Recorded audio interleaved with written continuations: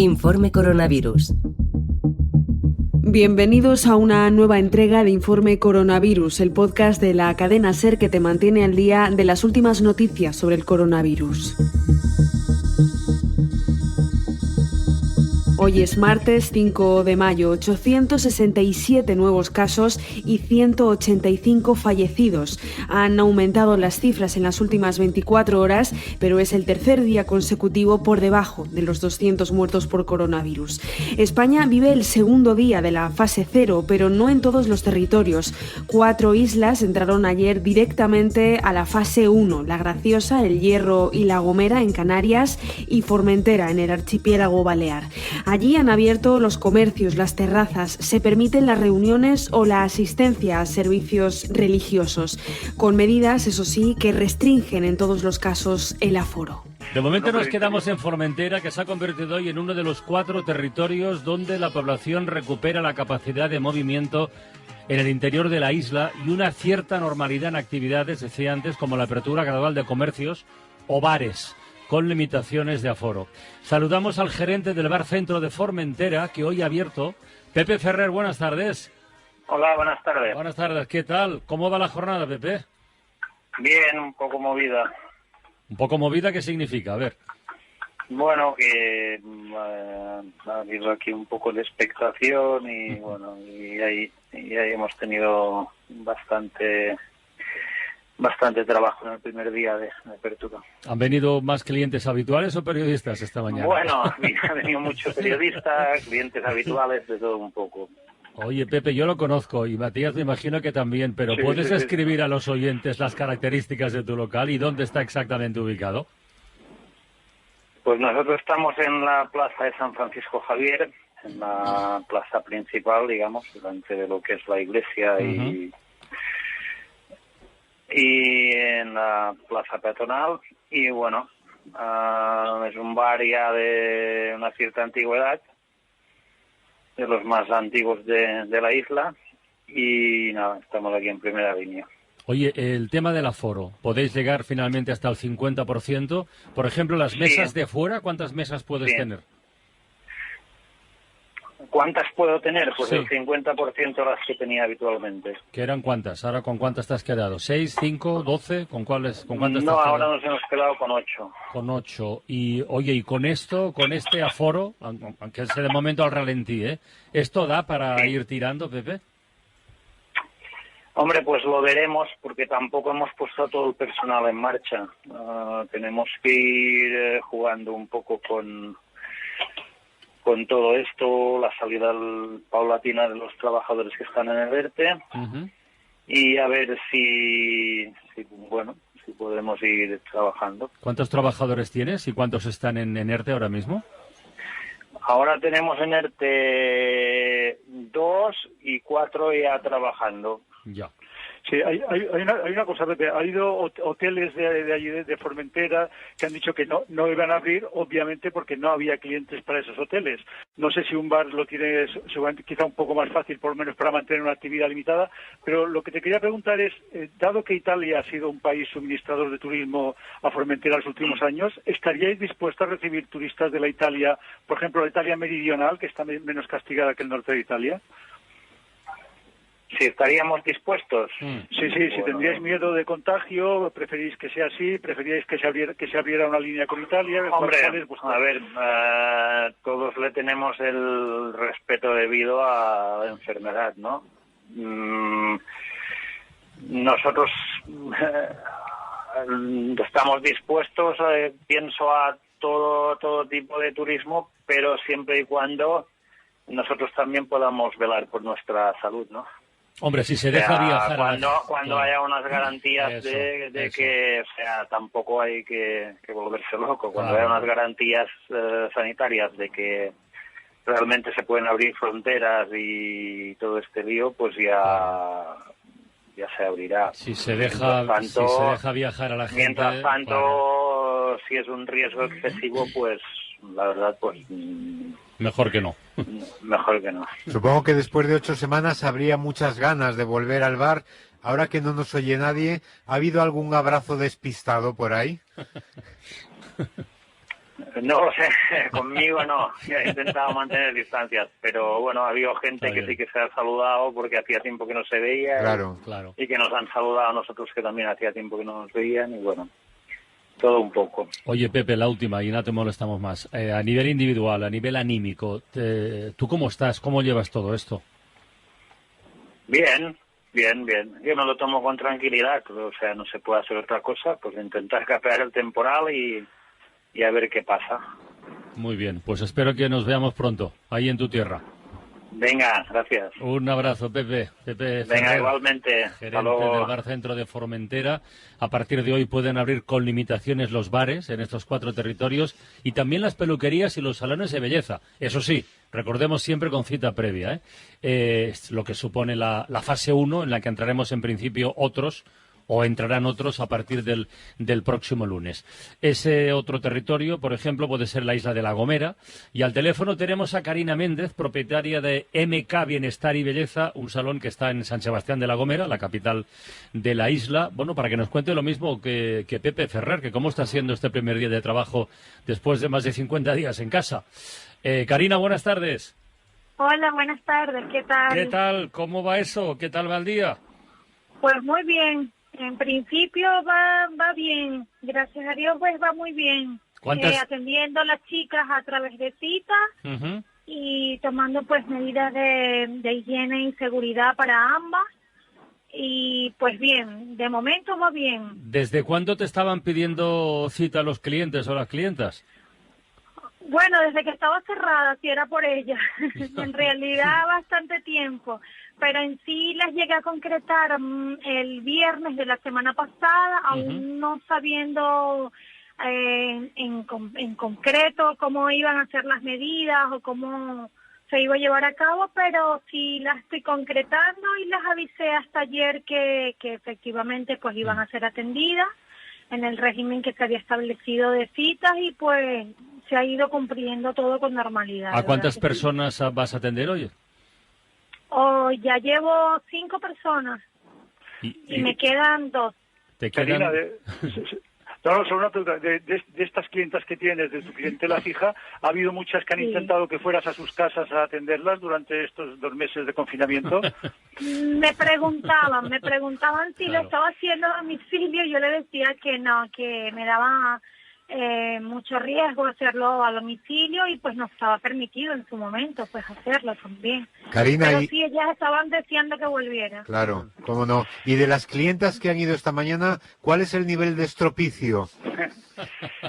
Pues tuve 2 que casi que el semipermanente en la punta de la uña. Una pues pasó, dice que me iba a hacer una campaña que ni el coronavirus pudo con las uñas, de que se le cayeran, y las tenía pues toditas pegadas, pero súper bien. Le tenías que haber dado 2 horas a eso. En realidad sí, fueron 2 horas. Oye, ¿has tenido que hacer algo en el salón? Yo qué sé, poner mamparas o algo, o simplemente limpiar y ya está. No, mamparas no, porque no me permite por el tema de que por más que sea giro la mano, en fin. Ya.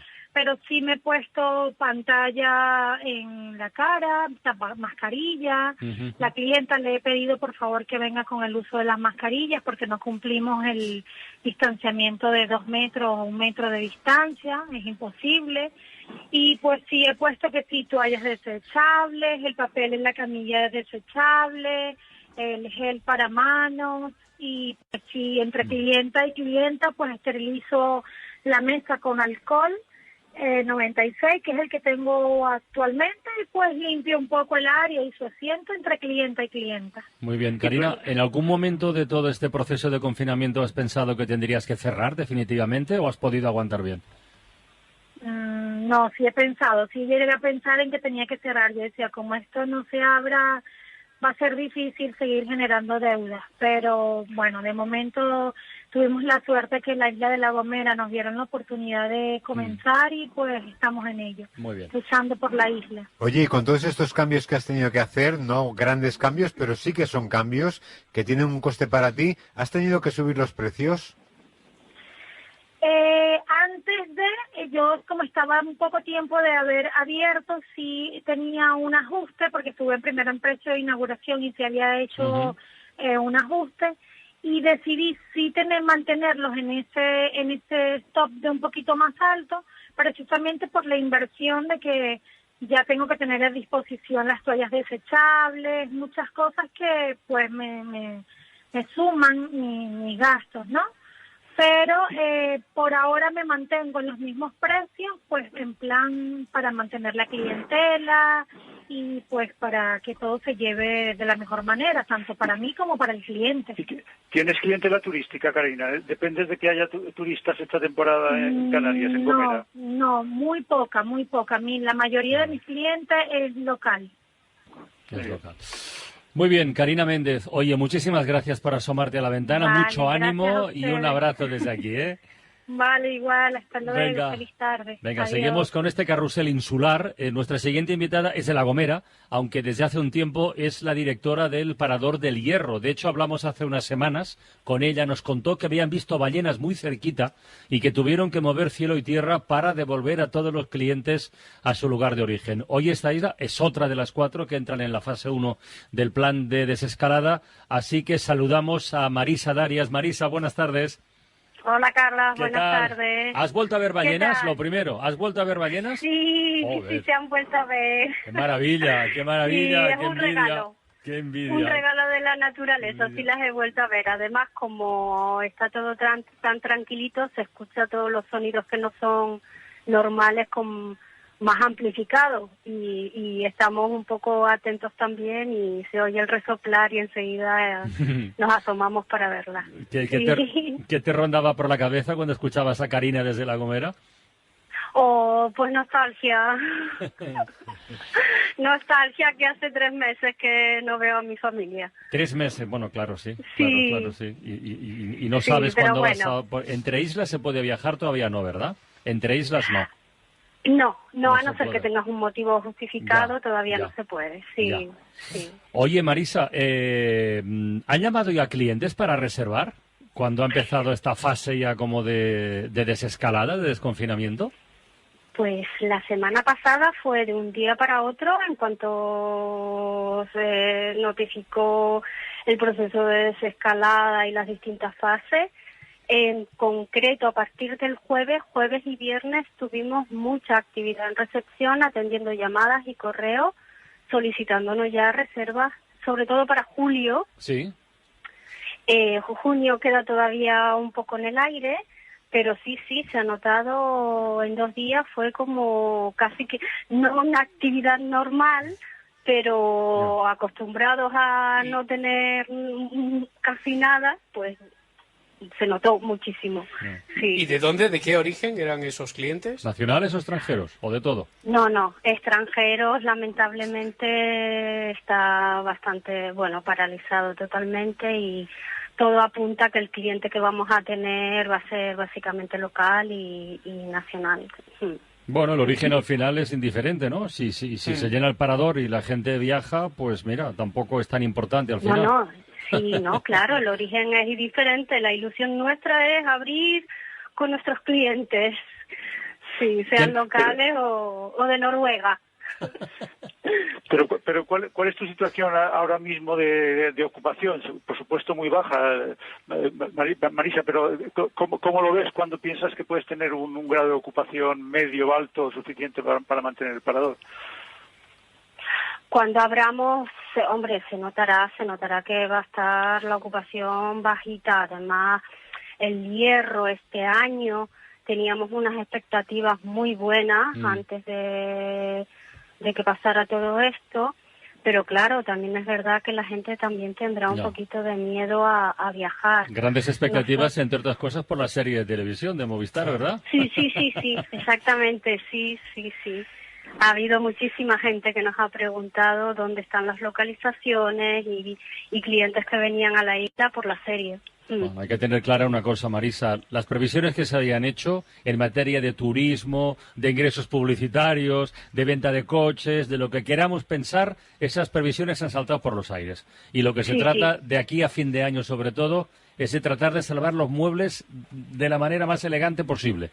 porque las previsiones hay que olvidarse de ellas. ¿Tenéis que adoptar alguna medida especial de seguridad o dentro del parador? Sí, estamos trabajando en eso, que es nuestra prioridad ahora mismo, cumplir con todas las directrices de seguridad para nuestros clientes, para nuestros trabajadores, proveedores y con todo lo que las personas con las que tenemos contacto. Ahora es nuestra prioridad cumplir con todas las normas de seguridad y para poder abrir con las mayores garantías. Marisa, aparte esta mañana estaba pensando que hay algo de justicia poética en este desconfinamiento adelantado en Canarias, ¿no? Porque siempre hablando de horas decimos una menos en Canarias y ahora hablando de fases decimos una más en Canarias, ¿no? Algo se compensa, ¿no? Y hay 4 islas que han entrado hoy, en la fase 1, una menos en Canarias. Exacto.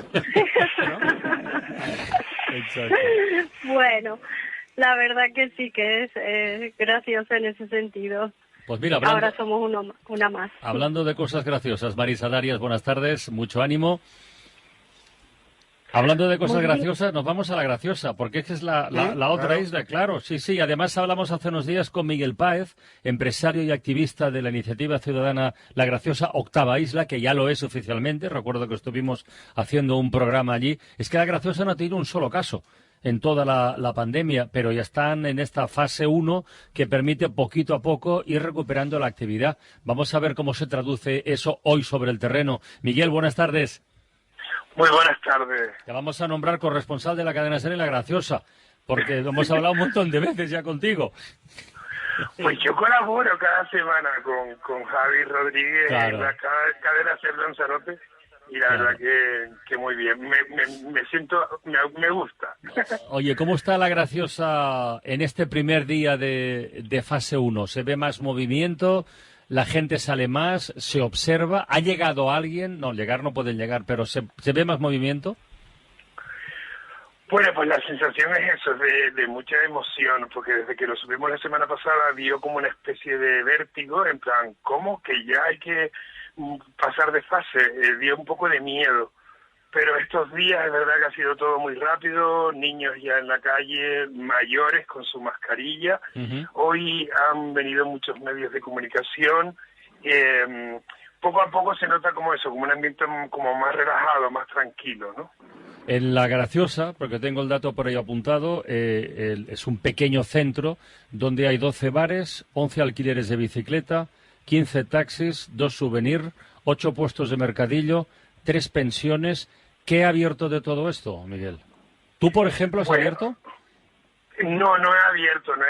Es que, claro, hemos estado valorando y bueno, es que además escuchando al resto de islas, pues es eso, te metes en un ERTE, en una suspensión de actividad y luego haces números, y es que nosotros vivimos prácticamente de eso, del turismo que viene a visitarnos diariamente o que están en apartamentos. Entonces, ahora mismo no puede entrar nadie a la isla. Ya, algún turista se quedó ahí, ¿no? Durante el confinamiento. Vimos una pareja de italianos, por ejemplo, y algún otro más se habrá quedado.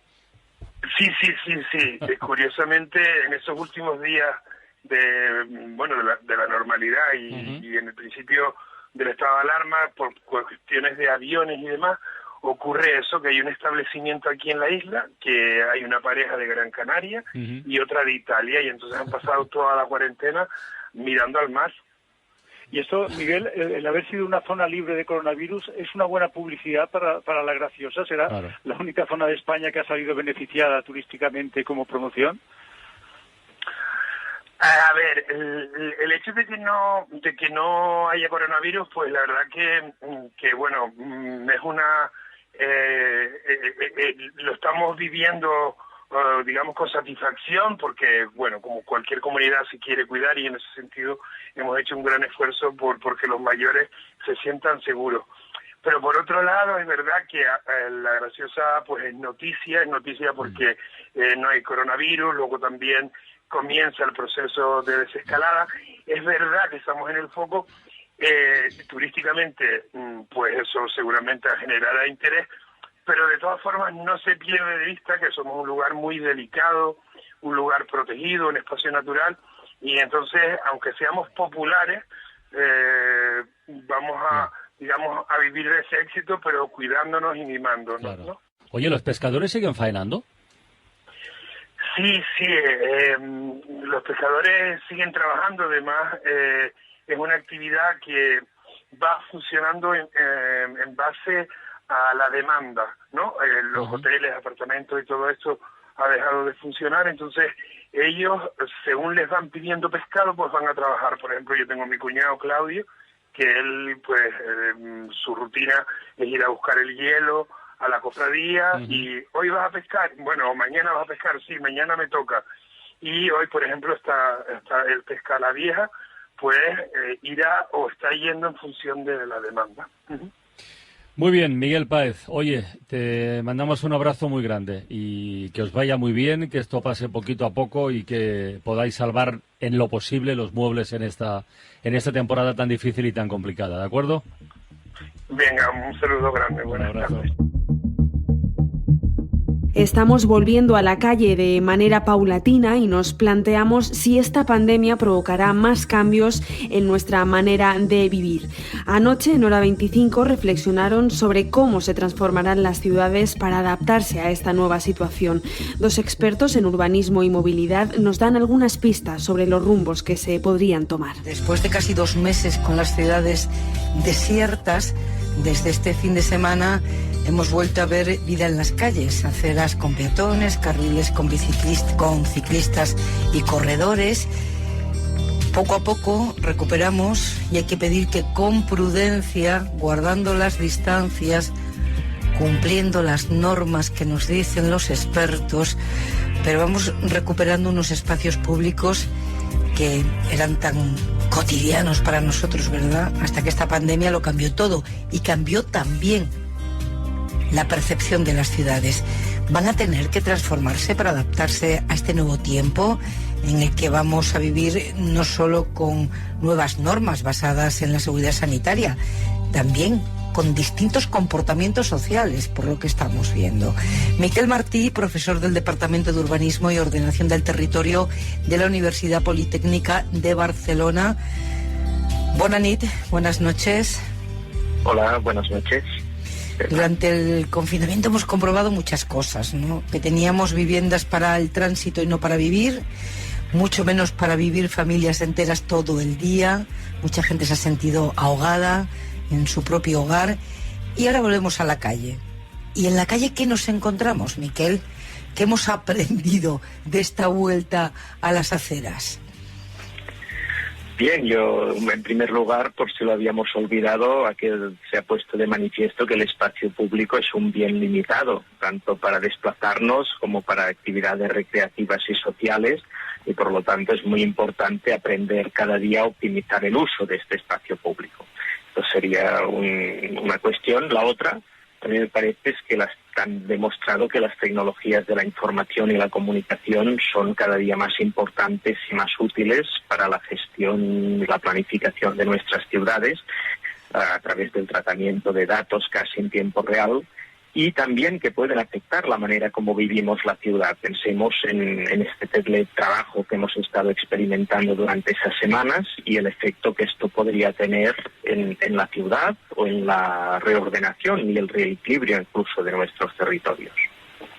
Hemos hablado mucho aquí en este programa sobre la crisis de las grandes ciudades, que ya tenían una crisis de funcionamiento y ahora llega esta crisis sanitaria que puede ser una ocasión para repensar lo que pensábamos cambiar a lo largo de una década. Igual hay que hacerlo más rápido, pero pensándolo. Usted forma parte de una red internacional de expertos que están justamente pensando en eso, cómo abordar los cambios que tienen que sufrir las ciudades tras el COVID-19. ¿En qué líneas están trabajando? Como muy bien has dicho, las ciudades llevan años intentando hacerse ambientalmente más sostenibles en un contexto de cambio climático. Por lo tanto, estos esfuerzos yo creo que están en la línea que debemos consolidar estos procesos frente a una crisis sanitaria que también es ambiental. Yo creo que hay dos grandes líneas en las que se estaba trabajando y que tienen que afianzarse de alguna manera. Uno es un modelo de ciudades razonablemente densas y con mezcla de usos que favorece la existencia de barrios con variedad de servicios de proximidad, esta metrópolis de barrios. Y por otro lado, la mejora de la relación de la ciudad con la naturaleza. Esto pues puede ir por introducir mayor vegetación en nuestras ciudades, por abrir nuestras ciudades a grandes espacios libres metropolitanos o por gestionar los flujos de recursos y residuos, lo que llamamos el metabolismo urbano, de una manera más respetuosa con los ciclos naturales. Por tanto, yo creo que la crisis probablemente respecto a las tendencias de fondo de las ciudades es una oportunidad para algo que planteábamos al 2030, al 2050, pues para acelerarlo y consolidarlo cuanto antes. Y existe el riesgo contrario, ¿no? Que la crisis económica ya se anticipa, que va a ser gravísima y que la prisa por volver a recuperar ingresos y tener una actividad económica a tope nos haga perdernos esta oportunidad. Ese riesgo está ahí. Bien, no siempre las transformaciones de la ciudad son sinónimo de grandes inversiones faraónicas, ¿no? Por tanto, a veces es una cuestión de regulaciones, a veces es una cuestión de hábitos, y por tanto se pueden hacer muchísimas cosas respecto al modelo de ciudad que comentaba, o respecto a las transformaciones en el metabolismo urbano, a introducción de vegetación, que no son directamente sinónimos de inversión, ¿no? Y quizá podemos hablar del urbanismo táctico, que es un urbanismo a bajo coste, que es un urbanismo de rápida ejecución, que es un urbanismo reversible. Por lo tanto, desde los modelos de ordenación, desde el urbanismo táctico, hay muchas maneras de intervenir en el urbanismo que pueden adaptarse efectivamente a una situación de crisis económica como la que puede producirse a corto plazo. Un ejemplo claro, concreto. ¿Qué hacemos con las aceras? Que en las grandes ciudades, en el centro, son pequeñas, imposible mantener ahí ninguna distancia. Claro, por un lado, de ahí hay la importancia que comentábamos de la regulación en este proceso de desescalamiento, de la regulación y de la responsabilidad social, ¿no? Respetando franjas horarias. Algunas ciudades plantean que incluso haya sentidos para el caminar de los peatones, la eliminación de obstáculos como motos aparcadas. Por lo tanto, puede haber una serie de medidas regulatorias. Pero estaba justamente comentando el tema de las actuaciones del urbanismo táctico, que puede ser pues con pintura o con mobiliario urbano móvil, pues ampliar determinadas aceras, ensacharlas, aprovechando pues carriles que en este momento son para otros usos, marcar distancias, etcétera. Por tanto, es una opción, tanto las medidas regulatorias, la conciencia social de respetarlas, por un lado, y las actuaciones temporales y reversibles rápidas, son opciones para mejorar el espacio de las aceras, que en una situación de distanciamiento social es muy importante, efectivamente. Me acordaba ahora de qué pequeñitos se quedan algunas polémicas, ¿no? Con el paso del tiempo y sobre todo cuando la realidad se impone. La polémica que hubo en Madrid cuando a Manuela Carmena se le ocurrió regular el sentido de la calle Preciados en Navidades, cuando hay siempre riesgo de colapso humano, sin ni siquiera distanciamiento por una crisis sanitaria, sino por colapso por cantidad de personas. Qué pequeñitas se quedan algunas polémicas políticas cuando nos enfrentamos a la realidad. La ciudad tiene también un asunto muy importante, que es la movilidad. Marta Serrano, buenas noches. Hola, buenas noches. Experta en movilidad urbana, de formación ingeniera de caminos. ¿Cómo hacemos con el transporte público? Porque ¿está preparado para hacer lo que tenemos que hacer en la vuelta al trabajo cuando todos volvamos en algún momento al trabajo y la pandemia no haya terminado? Bueno, el transporte público, si queremos tenerlo exactamente igual que lo teníamos justo antes de toda esta crisis, pues evidentemente no está preparado. pero lo que tenemos que pensar es cómo prepararlo, ¿no? Y yo espero que nuestros gestores estén ya pensando en hacer carriles bus, por ejemplo, para que el sistema de buses, que es el más flexible que tenemos, pues pueda ir más rápido y pueda mover más gente, manteniendo las distancias de seguridad que impone el Ministerio de Sanidad. Pero también los sistemas ferroviarios se pueden operar de manera que tengamos más trenes donde más se necesite, más trenes en el centro. No necesitamos que todos los trenes hagan las líneas completas. Pueden volver en mitad o en una estación, pueden volver para atrás para cubrir las zonas de más demanda. O sea que realmente se puede, claro que puede afrontar el transporte público el escenario post-pandemia, y además es fundamental que lo haga. Si nos quedamos sin un transporte público fuerte, las ciudades tienen el riesgo de colapsar, de atascos, ¿no?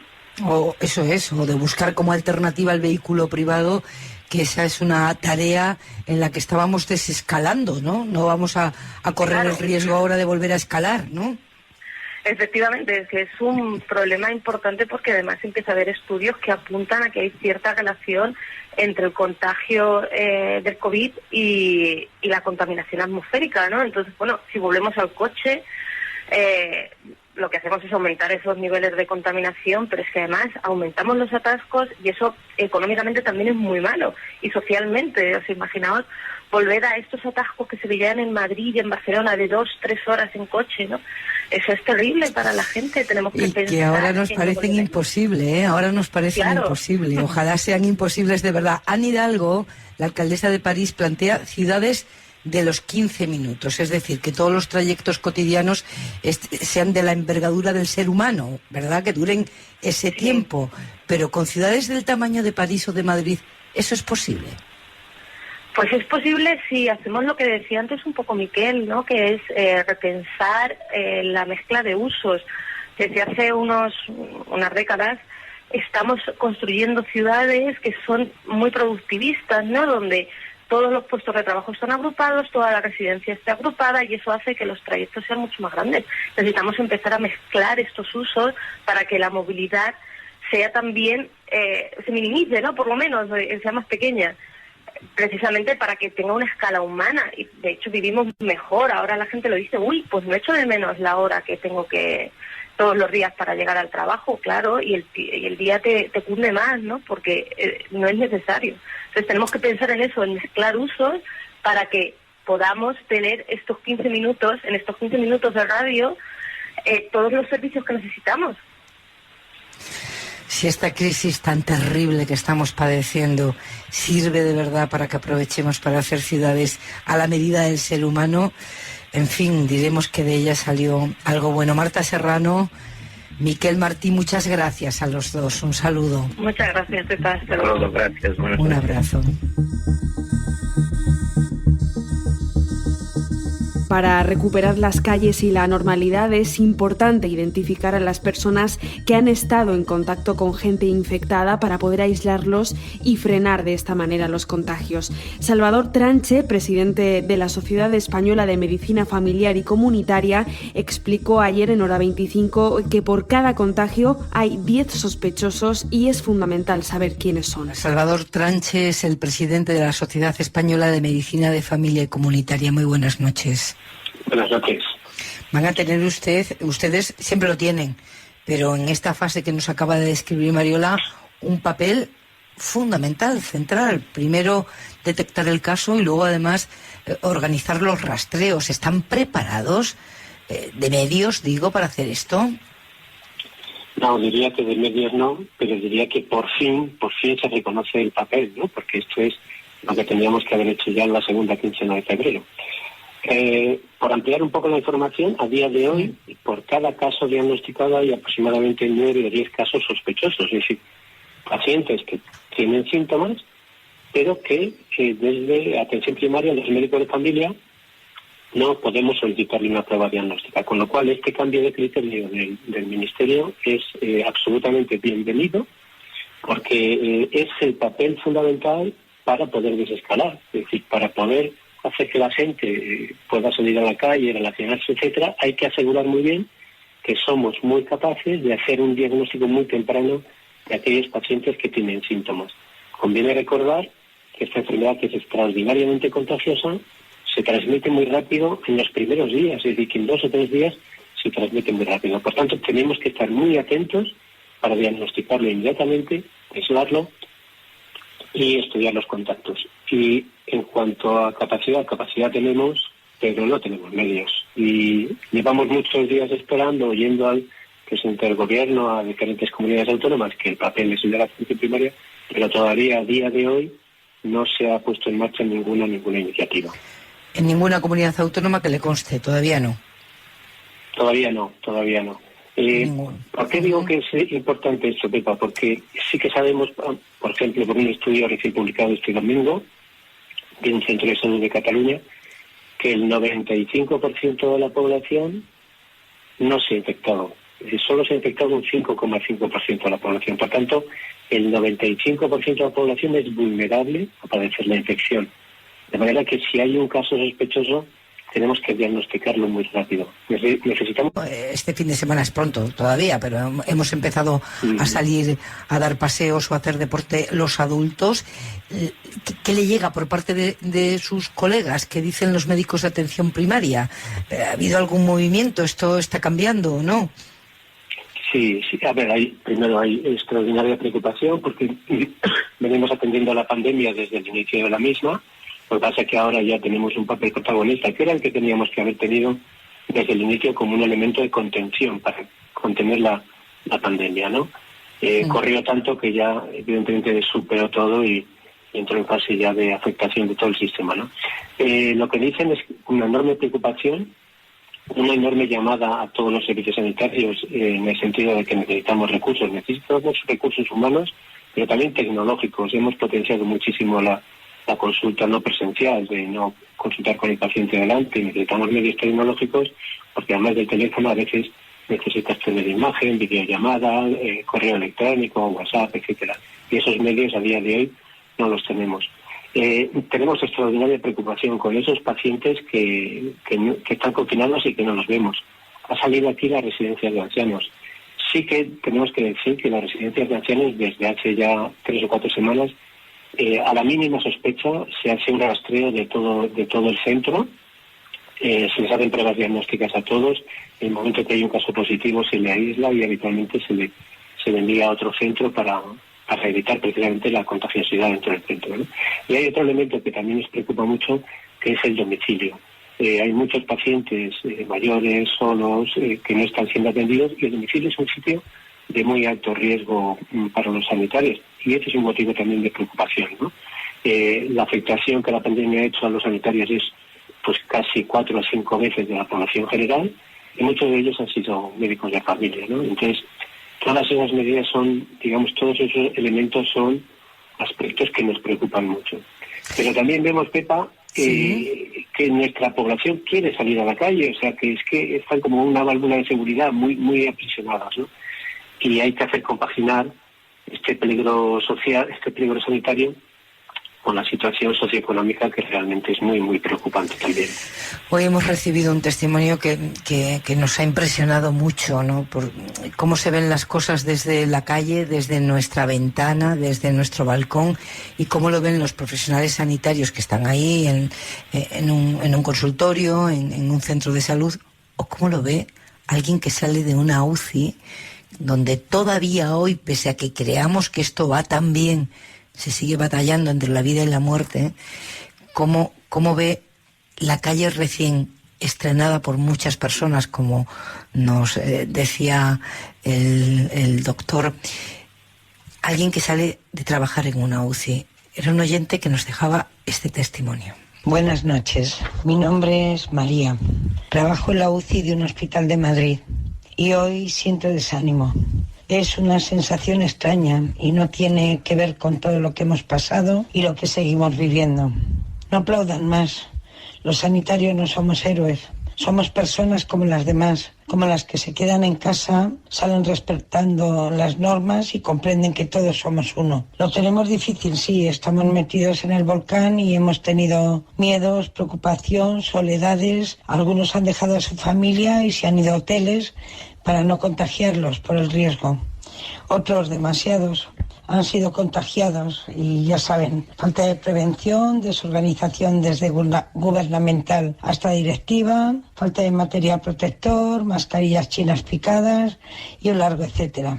Y otros han fallecido, pero no es una heroicidad. Es nuestro trabajo y lo amamos, lo elegimos, pero no elegimos el desastre para luchar contra esto. La impotencia al escuchar mentiras y la falta de control del personal de primera línea sin test. Si tienes síntomas, entonces te lo hacen, pero habrá que hacérselos a los futbolistas antes, claro, porque aquí se confunde el precio con el valor. Y así nos va en todo. Y hoy, después de pasar 7 horas en mi trabajo, llevando una mascarilla FPP2 o FPP3, según esté el suministro, y encima de ella otra mascarilla quirúrgica, tener el cuerpo harto de sudar bajo el EPI y con la cabeza cansada del casco, y los olores de los desinfectantes metidos hasta el alma, vuelvo a casa y me encuentro mucha gente por la calle. Demasiada. Teniendo en cuenta que eran las 10:30, veo grupos de 3, 4 jóvenes riendo, pegados y sin mascarilla, porque lo de los guantes ya es un sueño. Y me pregunto, ¿estamos locos o qué? ¿Creen que esto ha acabado? He visto morir esta tarde una persona de 54 años. Y así, un día y otro. Si pudiera, les invitaría un día, 7 horas, o 10 si es de noche, a estar en una UBI y ver la realidad, o les pasearía por los cementerios descerebrados. De verdad que llevar una mascarilla puesta, no en el cuello o con la nariz fuera como hacen, y no ir pegados es tan difícil. Hoy siento desánimo y no quiero aplausos, quiero humanidad, y es por todos. Aún no hemos ganado. Gracias. A mí me gusta terminar este programa siempre con un mensaje optimista, pero me parecía, Salvador Tranche, que esta enfermera de la UCI se merecía ser escuchada, ¿no? Porque sin duda refleja el estado de ánimo de muchos profesionales, porque aquí conviven muchas realidades, muchos estados de ánimo, ¿no? Los que están dentro y quieren salir, pero las reglas hay que seguir cumpliéndolas. Comparto totalmente el relato. Yo añadiría que evidentemente la UCI es un sitio tremendo, ¿no? Pero salgamos y fuera tampoco hay entornos que tampoco son más amigables, ¿no? Va a salir aquí las residencias de ancianos o algunos domicilios de ancianos que viven solos o que han fallecido solos, ¿no? El relato que comparto y que nace desde la emoción me parece absolutamente acertado, ¿no? Y es verdad, pero creo que hay que ser optimista. Creo que es necesario también relajar un poco las medidas porque la presión social es enorme. Hasta ahora la sociedad ha respondido muy bien. Y una de las maneras de asegurar que esta pandemia no rebrota, aunque como he oído antes viene para quedarse y al menos durante un año deberemos seguir tomando medidas de protección, una de las medidas más seguras es asegurar que el diagnóstico lo hacemos muy temprano, de manera muy inmediata, y aislamos a los casos y estudiamos a los contactos, ¿no? Eso es una manera de asegurar y de reducir el riesgo del rebrote. Salvador Tranche, presidente de la Sociedad Española de Medicina de Familia y Comunitaria, ahora que han tomado la decisión que les lleguen los medios para que ustedes puedan hacerlo. Un abrazo y muchas gracias. Buenas noches. Muchísimas gracias. Buenas noches.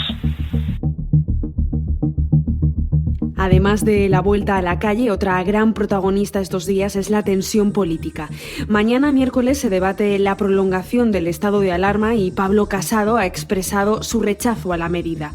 Hoy Iñaki Gabilondo se plantea en su firma en Hoy por Hoy si sería posible un cambio de opinión y analiza también las distintas partidas y estrategias que se están jugando en el tablero. Buenos días, Ángeles, buenos días a todos. Mañana se debate la prolongación del estado de alarma. Pablo Casado dijo ayer que mantenerlo ya no tiene sentido. Lo afirmó sin ningún matiz. No es que le parezca o que tenga la impresión o que sospeche, no. Él lo sabe. Escuela Aznar, en cuya cabeza nunca cupo la menor duda de nada. Casado, de un plumazo, despejaba así el interrogante sobre el que no osan pronunciarse rotundamente ni las autoridades científicas más cualificadas. De todas maneras, tal vez mañana en el Congreso Casado se abstenga y no impida la prórroga de este periodo de excepcionalidad. No vaya a ocurrir que la infección rebote y deje su afirmación en cueros. La prórroga del estado de alarma es discutible, desde luego, y presenta un problema añadido. La discusión sobre ella empaqueta en un mismo fardo argumental Razones sanitarias, económicas y políticas, muchas muy razonables y legítimas, pero que tendrían que separarse para que pudiéramos ver más claro. En la discrepancia sobre la prórroga o sobre el fin de la excepcionalidad, se van a jugar mañana en el Parlamento varias partidas simultáneas y, lo que es más lioso, en un único tablero. Se va a discutir al mismo tiempo, de forma abierta o solapada, sobre la estrategia para acercar al virus, recuperar las atribuciones perdidas en el mando único, poner en marcha los motores económicos lo antes posible, de importancia especialísima para Euskadi, cuyo concierto económico, bueno cuando pintan oros, es trágico cuando pintan bastos, pues no puede recurrir, en principio, a los fondos del Estado. Preparar las elecciones autonómicas de Galicia, del País Vasco, y todo ello acompañado por el bajo continuo de la hostilidad extrema de los grandes partidos y emponzoñado por las acusaciones siniestras de Vox. El peligro es que con tantos y tan interesantes asuntos, sus señorías olviden para qué se han reunido en el Parlamento y el virus se nos escape entre los dedos. Además de tensión política, esta crisis deja historias reconfortantes. Con una de ellas queremos despedir este informe coronavirus. Los clientes de un restaurante han recaudado 28.500 euros para evitar su cierre. El dueño, Miguel Justo, ha contado hoy en La Ventana que les ofreció un bono prepago de menús para poder hacer frente a los meses sin ingresos. ¿Existen los milagros? Depende de cómo lo miremos, pero a veces algunas historias lo parecen. Esta que vamos a contar es la de un pequeño restaurante del centro de Bilbao llamado LAR, que tras mes y medio de cierre y sin recibir ingreso alguno, bueno, estaba como tantos otros negocios pequeños y medianos prácticamente abocado a cerrar, ¿no? A no poder abrir más las puertas.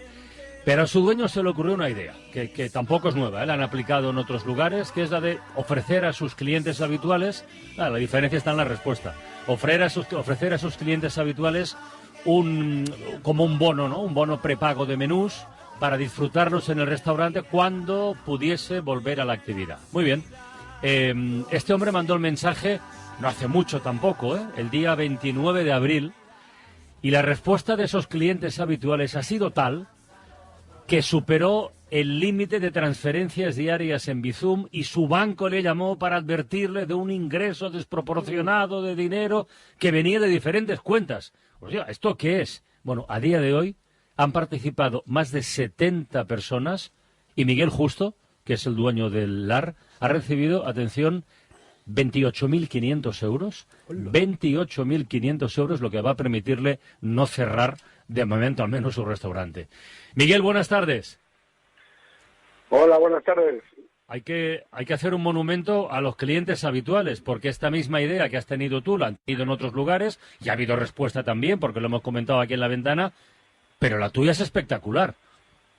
Sí, lo cierto es que ni en la más optimista de las previsiones creíamos que la respuesta iba a ser así.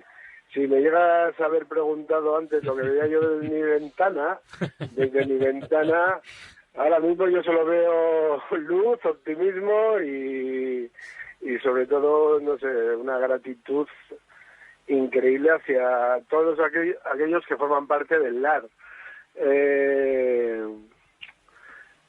Al principio, al hacer este mensaje, pues mi mujer y yo teníamos dudas de realmente, bueno, estoy hablando y estoy emocionado, porque claro, no es lo mismo vivirlo que oírtelo contar a ti por la radio. Entonces, teníamos dudas si mandar el mensaje porque hay mucha gente en nuestra situación, porque pues muchas veces tienes dudas de si realmente en tu trabajo tienes la recepción que tú crees que es, o si simplemente si estás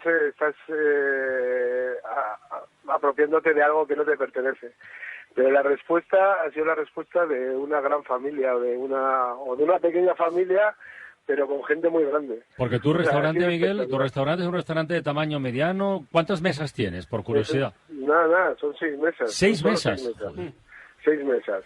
Pues sí, 6 mesas, trabajamos 6 personas, damos de comer y de cenar, Y bueno, la particularidad, quizás la gran diferencia de nuestro restaurante con otros, es que en la mayoría de los restaurantes que conozco, las mesas, las comandas, van por número.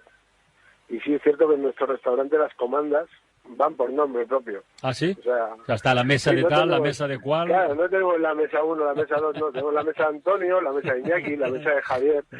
Entonces, claro, pero aún así, tío, yo creo que la imagen más clara de cómo nos sentimos ahora en casa es la de James Stewart en Qué bello es vivir, volviendo a su casa con todos sus amigos ahí reunidos. Qué alegría. O sea, es una cosa, y yo no soy nada ñoño, que diga, no soy nada cursi, digamos, pero sí es cierto que en estos nos han demostrado, pues eso, que o sea, se junta la gratitud y la emoción con un puntito de orgullo también, ¿no? Sí, señor. De haber construido algo. Pero yo te digo, la gran diferencia, como tú bien has dicho, es la respuesta. Sí, señor. La respuesta de nuestra familia de clientes. Oye, Miguel, es que en 2 semanas has recaudado 28.000 euros, ¿eh? O sea, es que... No llega a 2 semanas, ¿eh? Es que son... O sea, porque además, empezamos el jueves, o sea, pero además con gente ya mandándome mensajes diciendo... Oye, que no me deja hacer el Bizum. Oye, que me pone que está... Claro. Te llamó el banco y te dijo, a ver, Miguel, ¿qué pasa? ¿Qué estás vendiendo? Claro, claro. Es que además es que la cocina que hacemos nosotros es un tipo que para el delivery o para lo que es el transporte a domicilio yo no la veo porque es cocina de mercado, es producto hecho al momento. Bueno, de hecho, voy a hacer un poco de apología. ¿Cuál es tu plato estrella? A ver, ¿cuál es tu plato estrella, Miguel? Seguramente sea el rape. Ah, joder, qué bueno. El rape hecho lo hacemos de una forma peculiar. De hecho, creo que hay gente en vuestro equipo que puede dar fe de ello. ¿Ah, sí? De hecho, Juan Ángel Vela del Campo... Hombre, por favor, ya me he extrañado a mí que no saliera. Siempre dando la nota, Juan Ángel, siempre dando la nota.